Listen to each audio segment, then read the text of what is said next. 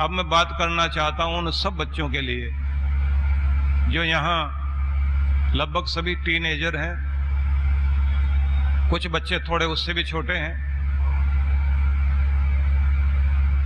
और अच्छे स्कूलों के अच्छे खानदान के वो बच्चे हैं जो मैं समझता हूं अपने बहुत सारे सपने लेकर जी रहे हैं, कुछ बनने के लिए, आसमान छूने के लिए। आपके मन में बहुत कुछ बनने की चाह है, और बड़ी बात यह है कि जो आप अपने विषय में सोचोगे कि मैं ये बन सकता हूं, और जो आप सोचते हैं और उसका सपना आप बार बार देखेंगे,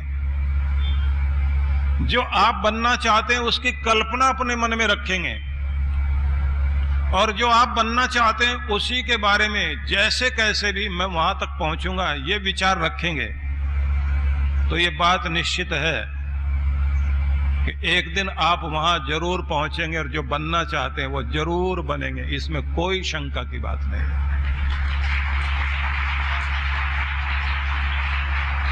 इसलिए हमारे देश के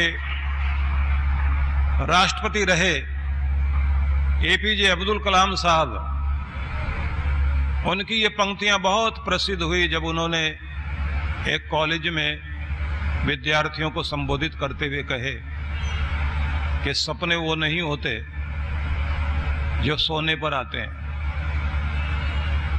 सपने वो नहीं होते जो सोने पर आते हैं, सपने वो होते हैं जो आपको सोने नहीं देते। जिन सपनों को मन में सोचते सोचते आपके अंदर आग जलती रहती है कि मैंने ये चीज पूरी करनी है, और आपके अंदर बेचैनी बनी रहे कैसे भी करके मैं यहां तक पहुंचूंगा, जो ऐसी कल्पना और ऐसा सपना देखता रहता है वो जरूर कुछ बनता है। इसलिए आगे कुछ पंक्तियां जोड़ी गई कि सपने वो नहीं होते जो सोने पर आते हैं, सपने वो होते हैं जो आपको सोने नहीं देते, अपने वो नहीं जो रोने पर आते हैं, अपने वो होते हैं जो रोने ही नहीं देते, जो आपकी हर मुस्कुराहट का ध्यान रखते हैं। तो मैं ये निवेदन करना चाहता हूं कि आप अपने मन में एक सपना पालिए जो आप बनना चाहते हैं, और फिर उसके लिए पूरी ताकत लगा दीजिए। आप निश्चित रूप से एक दिन वहां तक पहुंचेंगे। मैं ऐसे कुछ विद्यार्थियों को जानता हूं जिन्होंने कभी ये सोचा था कि हम आईएएस ऑफिसर बनेंगे, लाल बत्ती वाली गाड़ी चलेगी, साथ में पुलिस वाले सैल्यूट करेंगे, और हम जिधर जाएंगे उधर हमारा प्रभाव होगा। उन बच्चों ने, ऐसे जिन बच्चों को मैं जानता हूं, उन्होंने लगातार अपनी कोशिश शुरू की, और करते करते एक दिन उस जगह पहुंच गए। दो एक बार जरूर सफल नहीं हो पाए, लेकिन उनकी कोशिश ने उनको वहां तक पहुंचा दिया, और जब वो कुछ बन गए, आईएएस ऑफिसर बने और मिलने के लिए आए, तो अपने सादे कपड़ों में उसी तरह से गाड़ियां बाहर खड़ी करके मिलने के लिए आए। हम पूछ रहा हूं, मैंने कहा अब क्या कर रहे हो? बोले मिठाई और फूल लेकर आया हूं। जो मैं सोचता था वो सपना पूरा हो गया। आईएएस पास किया, उसके बाद समस्या थी कि इंटरव्यू में न रह जाऊं, तो मैंने इंटरव्यू तक जाने के लिए सबसे पहले ये कोशिश की कि अपने पर्सनालिटी डेवलपमेंट का कोई कोर्स करूं, कि कहीं मेरे मन में डर ना रह जाए, जब मैं इंटरव्यू के लिए जाऊं पूरे कॉन्फिडेंस से बात कर सकूं। बोले अपने आप को, क्योंकि इतना जल्दी कोई कोर्स नहीं कर सकता था, तो मैंने किसी तरह से भी कुछ बुक्स पढ़ी, जिन चीजों से इंस्पायर हो सकता था वो सब चीजें पढ़नी शुरू की, और परिणाम ये हुआ कि मैं ये देखता रहा कि मैं इंटरव्यू में गया हूं और मैं बहुत अच्छे से सब जवाब दे रहा हूं। मेरे हाव भाव, मेरी बॉडी लैंग्वेज, शरीर की मुद्राएं बिल्कुल वो दर्शा रही हैं जो मैं होना चाहता हूं। और वो कहते हैं कि मैं जैसे ही इंटरव्यू से निकल गया और मुझे कहा गया कि आप आईएएस हो गए हैं कि उसके बाद मेरे मन में आया कि मैं अपने माता पिता को प्रणाम करूं, लेकिन साथ में गुरु को प्रणाम करने के लिए जाऊं, तो मैं माँ बाप को भी साथ में लेकर आया हूं कि गुरु को आकर के प्रणाम करूं। तो जैसे वो आया और मैंने उसकी ये पूरी बात सुनी, देखा, तो मैंने कहा ये सपना कब से चल रहा था जो तुम बने हो? कहता है कि जब मैं 13 साल का था तब से ही लगातार सोचता था कि मैंने आईएएस करना है, और उसके लिए मैंने अपना टाइम पूरा लगाया। मेरे सामने भी बहुत तरह के आकर्षण थे। मेरे दोस्त मुझे कहते थे पार्टी में चलो, मेरे दोस्त मुझे कहते थे फिल्में देखने चलते हैं, मेरे दोस्त इधर उधर जहां वो बेकार की आदतें खराब लगाई हुई थी वो सब मुझे भी लगाना चाहते थे। लेकिन मुझे ये दिखाई देता रहा कि अगर मैं आज इनके चक्कर में पड़ गया तो जो मैं बनना चाहता हूं वो कभी नहीं बनूंगा। अब मेरे पास वो जगह आ गई कि अब मैं अपना मनोरंजन भी कर सकता हूं, अब मैं सारी चीजें कर सकता हूं, क्योंकि मैं कुछ बन गया हूं। और अगर न बन पाता, अब तो मुझे सैल्यूट किया जा रहा है, और न बन पाता तो मैं दूसरों को सैल्यूट करता हुआ सारी जिंदगी गुजारता। इसलिए ऐसे बनो कि दुनिया तुम्हें सैल्यूट करे, तुम्हें किसी को सैल्यूट करने की जरूरत न पड़े। अपने आप को वहां तक पहुंचाओ। इसलिए एक बात आपसे कहूंगा जिसे आप याद रखोगे, बहुत ध्यान से सुनना। आपका दुश्मन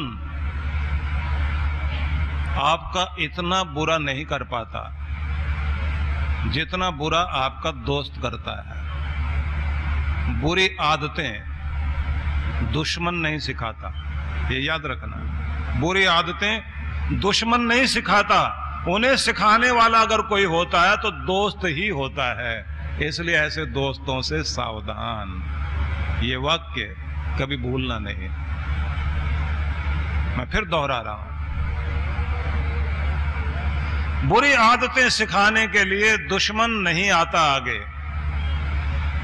दोस्त ही बुरी आदतें सिखाता है। ऐसे दोस्त मत पालिए जो बुरी आदत सिखाए और आपकी जिंदगी तबाह कर दे। मीठा बोलने वाले बहुत मिल जाएंगे, आपके साथ हंसने वाले बहुत मिल जाएंगे, लेकिन जो आपको बुरी आदतें सिखाए वो दोस्त कभी नहीं होता। और जो बुरी आदतों से बचाए उसे कभी दुश्मन मत मान लेना, उससे सगा दुनिया में कोई नहीं होता। इसलिए ऐसे लोगों के साथ बैठो।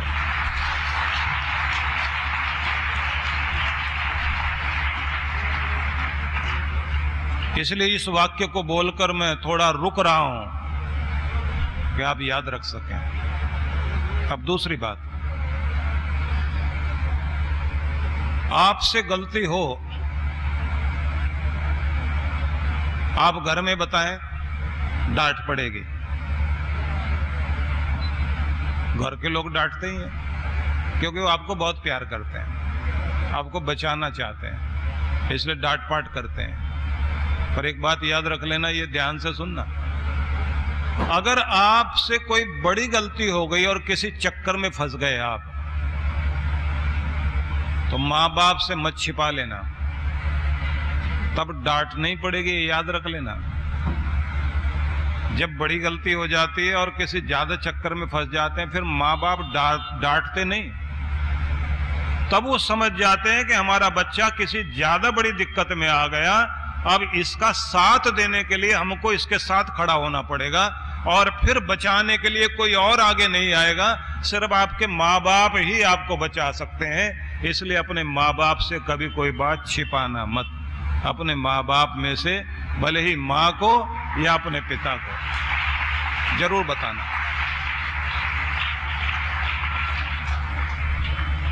और ये साइकोलॉजी याद रख लेना, छोटी मोटी गलती करोगे तो वो रोज डांटेंगे आपको। अगर बड़ी गलती हो गई तो ये तो जरूर कहेंगे तूने हमें कहां किस मुसीबत में फंसा दिया, ये तो बोलेंगे। लेकिन साथ में आपके सिर पे हाथ रखकर आपको गले लगाकर ये कहेंगे मेरे बच्चे तू अकेला नहीं है, हम तेरे साथ हैं और तुझे कोई मुश्किल नहीं होने देंगे। हर रूप में तुझे हम बचाएंगे, तेरी रक्षा करेंगे और वो साथ खड़े हो जाएंगे। इसलिए माँ बाप से ना छिपाना। जो बच्चे अपने माँ बाप से छिपाने के चक्कर में लगे रहते हैं वो बहुत बड़ी मुसीबत में पड़ जाते हैं। इसलिए अपने माँ बाप से बढ़कर दोस्त किसी को मत मानो, वो आपके अपने हैं। आपको थोड़ा भी दर्द होता है तो आंख में आंसू उनके आते हैं। आप सोते सोते डर के उठ जाएं और दर्द माँ बाप को होता है। तो आप समझिए, जिनकी सारी ताकत ही आप हो, उनसे छिपाकर आप अपना भला नहीं कर सकते। तो अपने माँ बाप को जरूर बताया करो।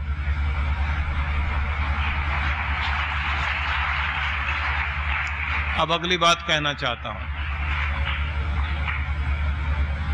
घर में एक वातावरण आप खुद बनाओ। मैनर्स, शिष्टाचार ये पढ़े लिखे बच्चे में होने चाहिए। सुबह उठकर अभिवादन करें, भले आप गुड मॉर्निंग बोलें या कुछ और अभिवादन बोलें, कोई फर्क नहीं पड़ता इससे, लेकिन आदर दें अपने बड़ों को। भगवान की पूजा करें, ये सब तो चलना चाहिए।